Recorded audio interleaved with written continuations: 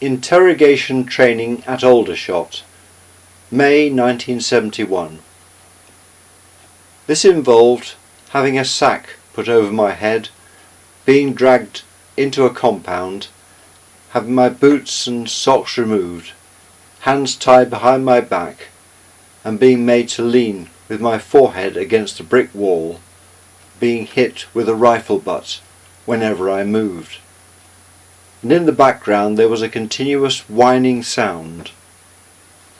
Eventually dragged off, bare feet hitting stone steps, aware of passing through a number of corridors and doorways, until being unceremoniously bundled into a room with the door slammed behind me.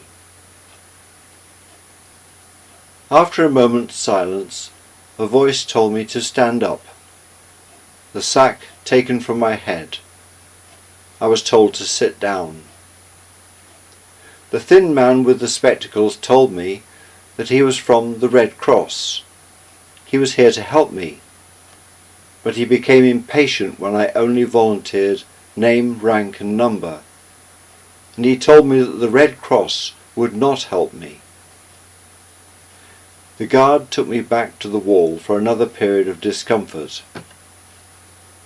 In the second room was the bully, who proceeded to verbally abuse me. I managed to ignore all the repetition and slander by thinking about, of all things, a complicated demand and supply graph which we have been studying in economics at the Polytechnic.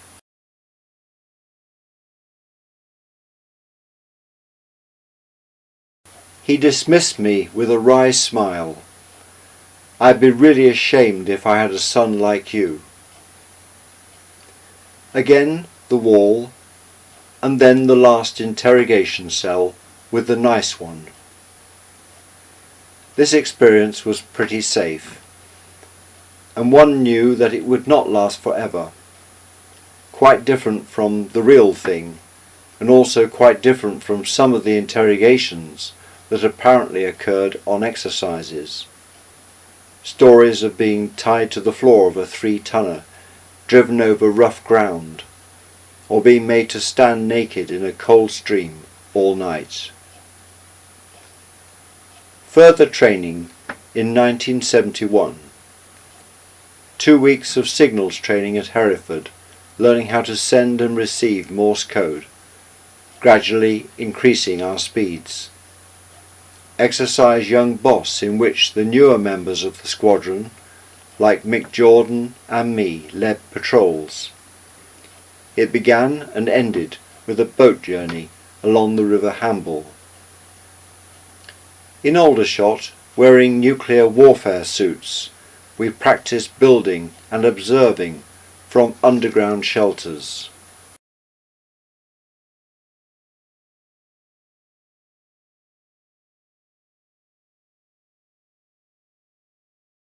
(1971) Making our way through the canal system around Birmingham, as Spaghetti Junction was being constructed around us. At one point, workmen cleared the way for us and kindly craned our boat over an obstacle in the canal.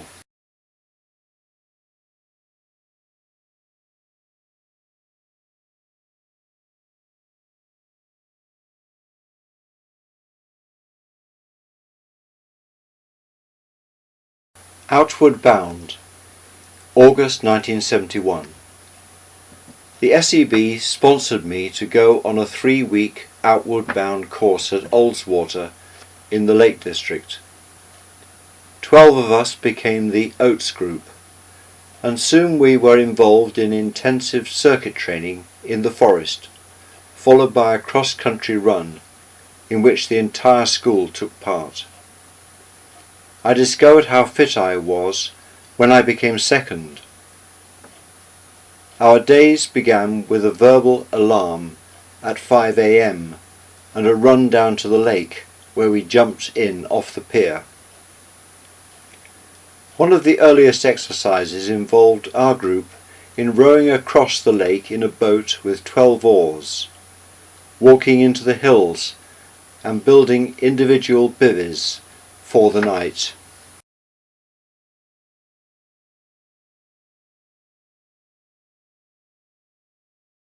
I was voted captain of the group.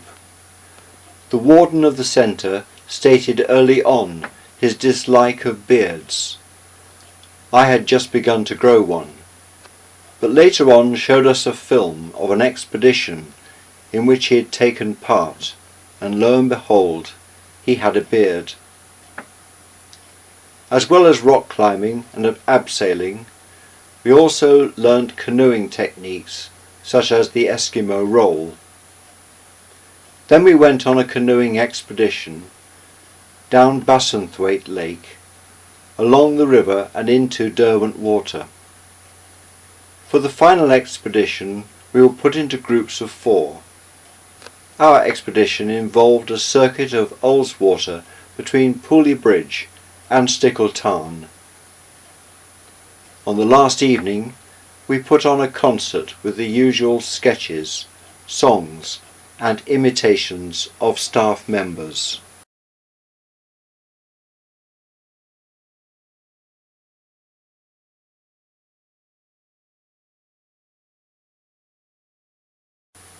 Two weeks in Germany, September 1971.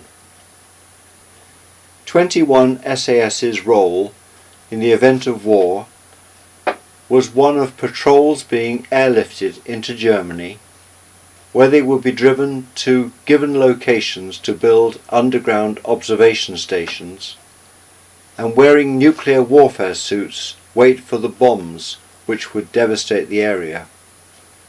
These patrols were then to report back to headquarters the movements of the Russian war machine as it passed overhead. That was the extent of our role, and presumably death would have followed as radiation seeped into our shelters and food and water, and eventually through our suits. Anyway, here we were in Germany on a NATO exercise to practice this. Driven to the set location in a forest, we proceeded to dig out an L-shaped hole, to place the Anderson shelter pieces in it, and then fill it in and disguise the surface as if nothing was there. The patrol leader and signaller were established on one side of the L, and the assistant signaller and I in the other half. I was positioned near the door as observer, next to the Elson, which thankfully no one used. Instead, we would emerge from the shelter when no one was around and go behind a bush. I remember the amazing roar when the war machine did start coming in our direction.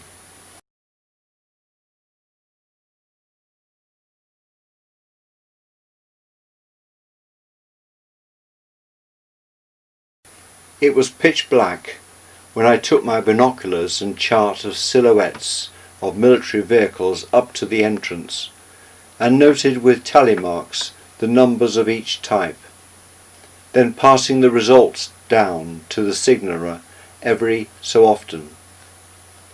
This proved to be quite an intensive 2 hours. Later we heard that the reporting back had been very accurate.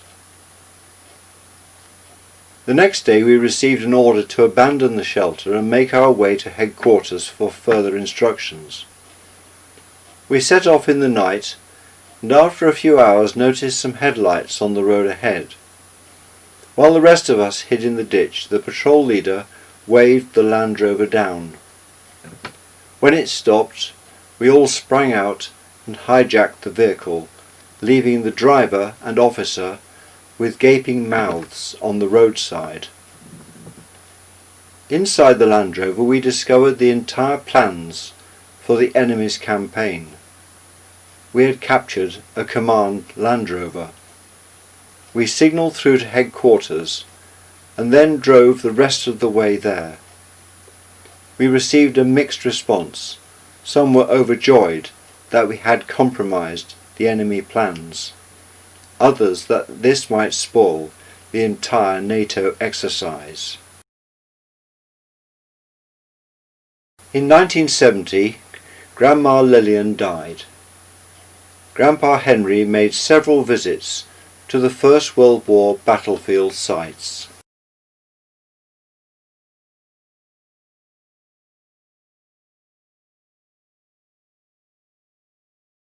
Denmark, November 1971. This exercise began with a preparation weekend in South Wales. I arrived at Hereford late on the Friday and overslept, thus missing the transport, so I asked the pilot of the exercise helicopter for a lift to South Wales. This was, however, not possible, but a sergeant major of the 22nd SAS took me in his Land Rover. The weekend comprised practice in sending flashlight signals to helicopter pilots who were dropping equipment, and also parachute jumps from helicopters, which involved remaining seated on the floor and sliding out feet first. The following weekend we were on our way to Denmark. Our 6-man patrol was compromised, and so we all scattered. The signaller and I ran down the same ditch and waited, but lost track of the others. We studied the map and decided that we could still do something. We hatched a plan whereby we would take explosives into the docks at Copenhagen and onto a ship there. We had the radio, and so sent a signal to that effect, asking for a burgan full of explosive to be left at a designated location. Soon the question of food arose. We shared some chocolate that I had in my escape belt. And then in a field we discovered swedes, which we cut into cubes to last over the next 2 days.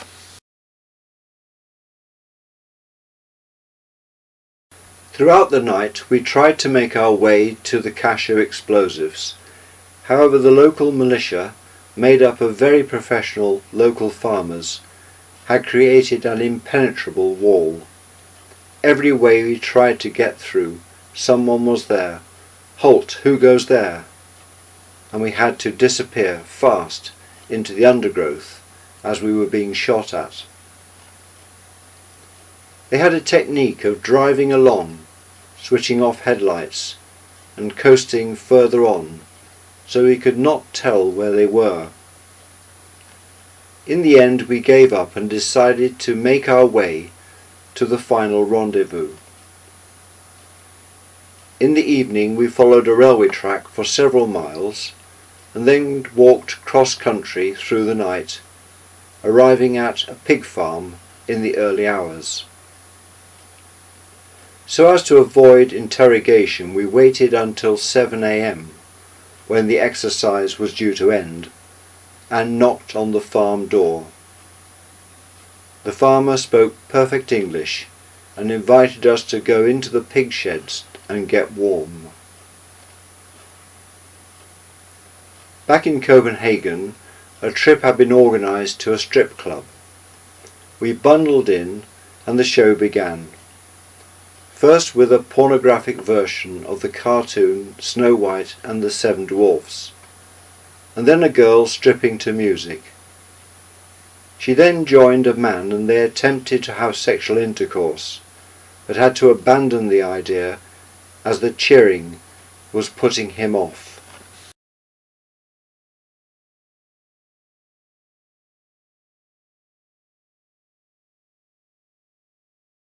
It was an interesting and at times amusing experience, although rather seedy, and I had no desire to repeat it.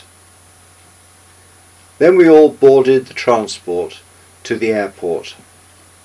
I noticed that the seat next to the driver was empty, and so opened the cab and asked if I could sit there.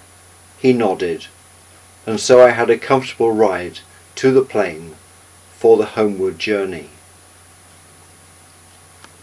forever grateful to the guys in the SAS. During those 2 very intense years, they pulled me out of the mire in so many ways.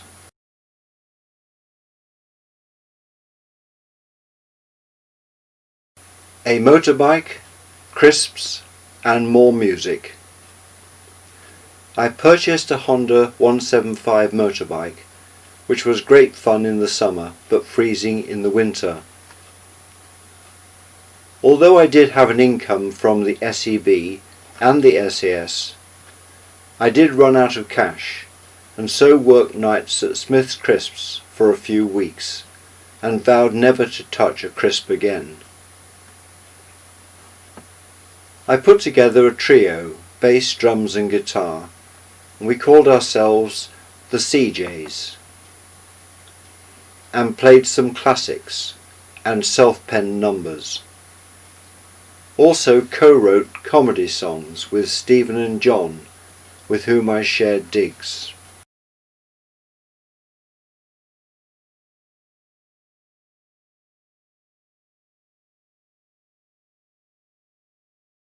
The concert party.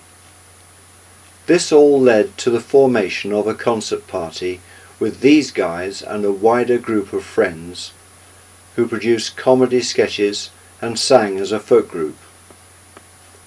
After cutting our teeth on 2 shows at an adult centre, I arranged for us to perform for the inmates of Portsmouth's maximum security prison.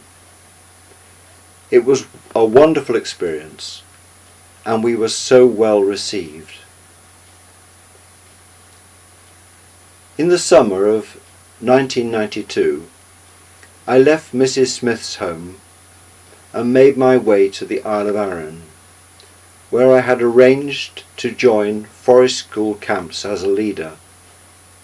On the train heading north, and again on the boat crossing the Firth of Clyde, I met a young lady named Janet, who at first I thought was a pathfinder.